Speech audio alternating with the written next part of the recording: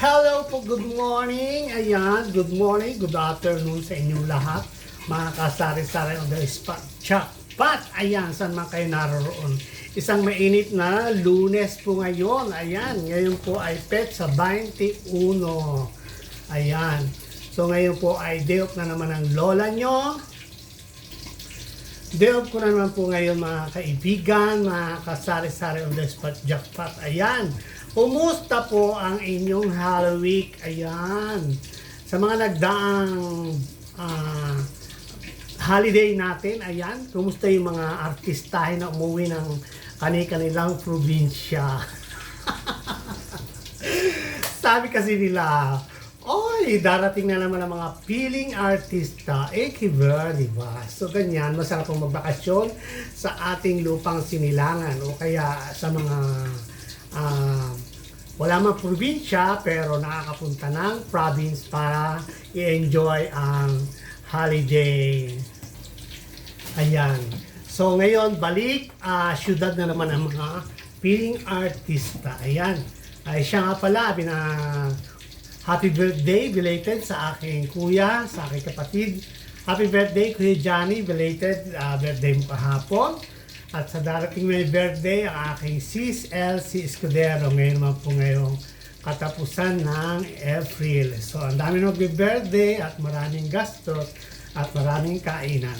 Kung walang pera, ay manahimik na lang at mag-pray, magpasalamat at tayo nakarating sa ating birthday. Ayan. So, ayan, ngayon po, dahil napag-usapan ng mga birthday, so magluluto po ako ngayon ng ito po ay hindi kompleto Ricardo, pero magluluto ako ng minatamis. Ayan, meron ako ditong langka. Ito po ay hinimay ko na kahapon, kaya ito nakaganito na. Tapos meron akong dalawang coconut. Ayan. Tapos yung kaibigan ko ay bumili ng saging. Masarap daw yung may saging. So isasama natin to. Ayan. Tapos, bumili din ako ng sweet corn at saka, evaporated milk. Ayan. Siyempre, meron tayong glutinous rice. Pero bago ang lahat, ay kakain muna ako ng tanghalian. Ako po ay galing sa pagsimba. Napakainit. Akala ko ako ay magko-collapse sa daan. Sabi ko, naku, Diyos ko, sana makarating ako sa bahay ng ayos. Ayun, nilibang ko yung isip ko habang naglalakad ako at okay naman. So ako nakapamalengke na rin. Ang hindi ko pala nagagawa ay ang maglaba. Mamaya pagkaluto ko ng binignit na kulang sa lahok, pero masarap, ay maglalaba na ako. Kakain muna po ako ng tanghalian. Ang ulam ko ay boneless bangos. Galing sa Pilipinas, binili ko. Tinry ko lang. So sige po, at mukhang nasusunog na yung aking niluluto. Kain po tayo mga kabayan. Ayan. Pritong daing na bangos. Boneless po yan. Boneless, walang tinig. Ayan. Kain po tayo mga kasari-sari on the spot. Dapat. Ayan. Titaste. Masunog yung pagkakaluto ko.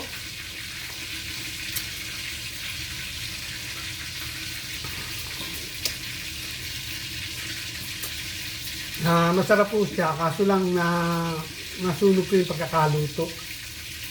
So, yung kabaka, hindi ko ito toasted. Masarap siya. So, enjoy ko lang po yung food at mamaya magluluto na ng binignit o bilo-bilo. So, ayan, at ako'y naggagayat na ng saging. Ginayat ko na ang banana. Tapos, ang langka ay ginagayat ko na rin. At ako magbibilog-bilog na mamaya ng malagkit. So, ayan, magbibilog-bilog na ako ng ating malagkit. Ayan. Bilog-bilogin na natin itong dough na maliliit. At naglagay ako dito ng konting powder. Ayan. Para hindi magdikit-dikit ang ating binibilot. So, ayan. Tayo ay maghugas ng kamay para sa ating binibilog. Ayan. Ayan, ganyan lang po kaliliit. Ayan. So, diretso po tayo. So, ayan o. Ganyan lang ang sample, kaliliit, para hindi masakit sa bibig pag kinakain. So, ayan yung mga binilog-bilog ko na. Tayo ay ilalagay ko na muna ang ating banana doon sa kumukulong gata na may sugar. Kasi ito naman yung panghuli nating ilalagay. Bilo-bilo. Para maging binignit na. Ayan. Actually, ito ay ginataang halo-halo. Noong unang panahon, ang tawag sa amin ng ganito ay sinugno. Pinalatok. Ayan, pinalatok. Hanggang sa nagpasosyala na sila, mayroon na silang ginataang bilo-bilo. Masyado pong marami ng kaartehan ngayon.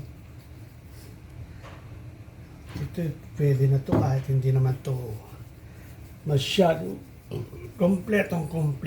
Maya-maya ilalagay ko na rin yung ating jackfruit. Ayan. Tapos ilalagay ko na rin pala ang sweet corn. Lagay ko muna pala ang sweet corn. Ayan, lalagay po natin para mas masarap. Konti na po yung aking binibilog. Hindi po ako naglagay ng masyadong maraming malagkit kasi parang pagka maraming malagkit ay parang nakakasawa. Maganda yung hanapin mo siya. Yung hinahanap siya, hindi yung puro makikita mo bilog-bilog na ano. Parang may challenge na hinahanap mo yung bilog-bilog na malagkit. Di po ba? At tapos, kung masyadong maraming malagkit, napakasakit idighay ng pagkatapos mo kumain, didighay ka. Parang maasim na masakit sa lalamunan. Kaya ayun. Ewan ko kung pare-pare tayo nang napipil. Pero ganun ako tsaka yung kasama ko. Nagdidigay din siya na. Yan. So, ayan, konti na lang po at isusunod ko na ang langka. Nailagay ko na rin doon ang sweet corn. Yan po ay napagtripan ko lang lagyan ng sweet corn. Kasi po nung nakaraan, gumawa ako, parang medyo nasarapan ako. So, inulit ko, nilagyan ko ng sweet corn. Ayan, habang nagbilog-bilog ako. So, ayan, natapos na tayo. Konti lang yung ginawa ko niyan para hindi nakakasawa. Ilalagay na natin ang jackfruit. Ayan.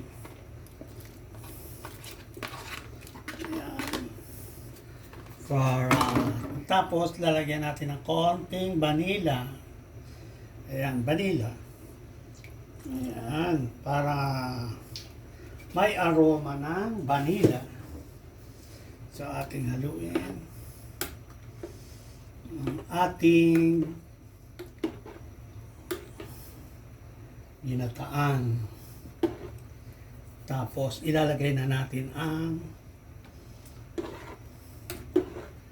mamaya natin ilalagay ang ating evaporated milk pag luto na ang saging at saka ang langka.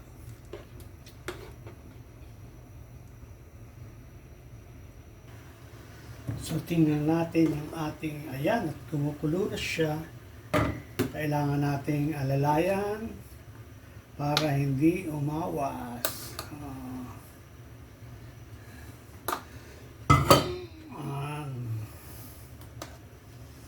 Ilagay na natin ang ating bilo-bilo. Ayan. So,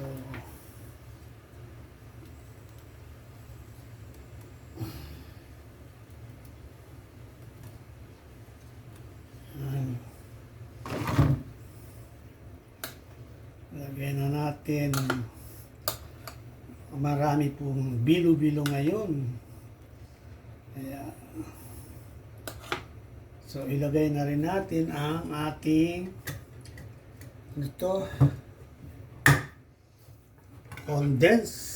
condense evap. Ayan. Para maging malinamnan, creamy. Ayan.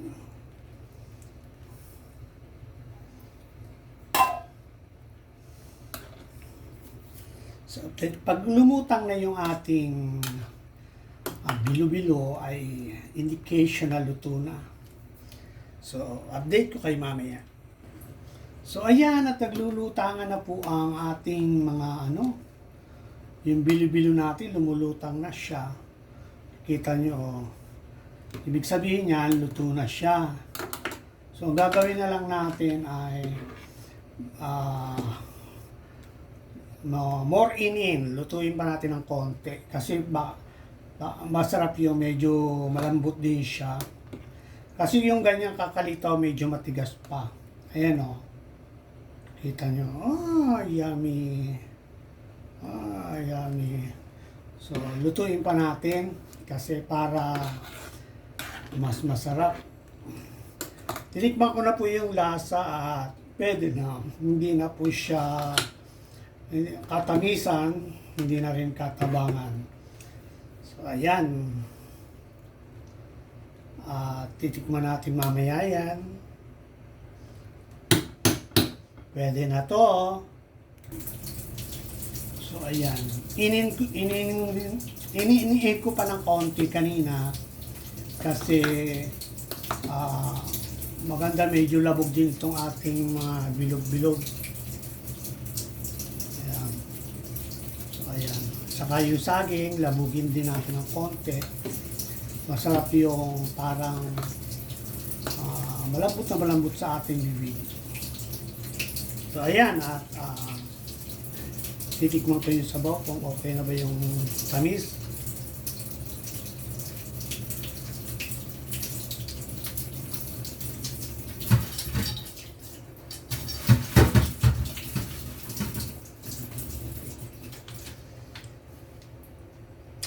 Okay na po yung tamis. Ayan. So, sarap po tingnan, oh.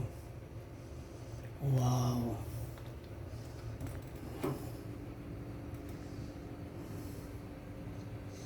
Ayan, oh.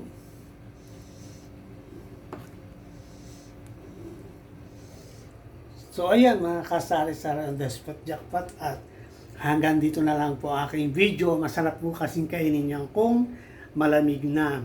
So, see you on Monday. Mga kasari-sari ng Despot Jackpot, salamat sa mga patuloy na sumusubaybay sa aking mga video. Ayan, God bless po. Bye-bye. See you on Monday.